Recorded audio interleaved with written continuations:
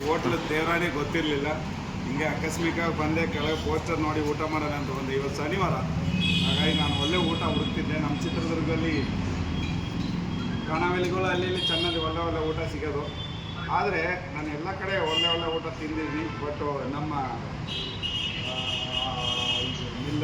Azad mill ಎದುರುಗಡೆಗೆ ಮಾಡಿ ಮೇಲೆ ಸಣ್ಣದಾಗಿತ್ತು hotel, ಒಳ್ಳೆ 5 ಸ್ಟಾರ್ ಇದ್ದಂಗೆ ಐತೆ. ಆದರೆ ಹೋಟೆಲ್ ಊಟನೂ ತುಂಬ ಚೀಪ್ ಇತ್ತು, ಕಾಸ್ಟ್ಲಿ ತುಂಬ ಕಮ್ಮಿ ಇದೆ. ಆದರೆ ಒಂದು 8 ಟೈಪ್ ಊಟ ಕೊಟ್ಟರು.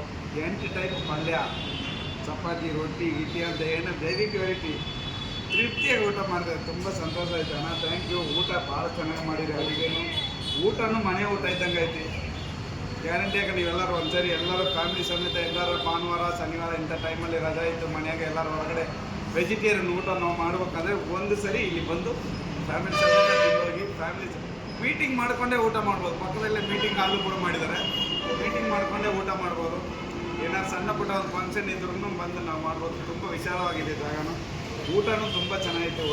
ಒಂದು ಊಟ ನಿಜವಾಗ್ಲೂ ತುಂಬ ನಾನು ತೃಪ್ತಿ ಆಯ್ತಾನ. Thank you. ನಮ್ಮ ಚಿತ್ರದುರ್ಗದಲ್ಲಿ ಇಂಥ ಒಂದು ಹೋಟ್ಲ್ ಅಂದರೆ ಹೋಟ್ಲ್ ಹೆಸರು ಬಂದು ಫುಡ್ ಕೋಟು ಅಂದರೆ ಊಟದ ಕೋಟೆ. ನಿಜವಾಗ್ಲೂ ಊಟದ ಕೋಟೆ ಥರನೇ ಇತ್ತು. ಒಂದು ಏನು ನೋಡಿ, ನಾನು ಇಲ್ಲಿ ಕಪ್ಪೆಲ್ಲ ಇಟ್ಟಿದ್ದೀನಿ, ಎಲ್ಲ ಸರಿಯಾಗಿ ತಿಂದ್ಬಿಟ್ಟೆ, ಎಲ್ಲ ಒಂದು ಕೂಡ ಉಳಿಸಿಲ್ಲ. ನಿಜವಾಗ್ಲೂ ತುಂಬ ಚೆನ್ನಾಗಿತ್ತು. ಫುಡ್ ಕೋರ್ಟ್ ಹೋಟ್ಲಿಗೆ ಒಂದು ಧನ್ಯವಾದ.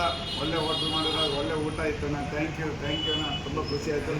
ನಾನು ಟೇಸ್ಟ್ ನೋಡಿದಾಗ ನೀವು ಒಂದು ಸರಿ ಬಂದು ತಿಂದ್ಬಿಟ್ಟು ಆಮೇಲೆ ಹೇಳಿ. ನಾನೇನು ಸುಮ್ಮನೆ ನಾನು ವೀಡಿಯೋ ವೀಡಿಯೋ ಕೊಡೋಲ್ಲ. ತುಂಬ ಚೆನ್ನಾಗಿದೆ, ನಂಬಿ ಬಂದು ಊಟ ಮಾಡಿ. ಜೈ ಹಿಂದ್, ಜೈ ಕರ್ನಾಟಕ.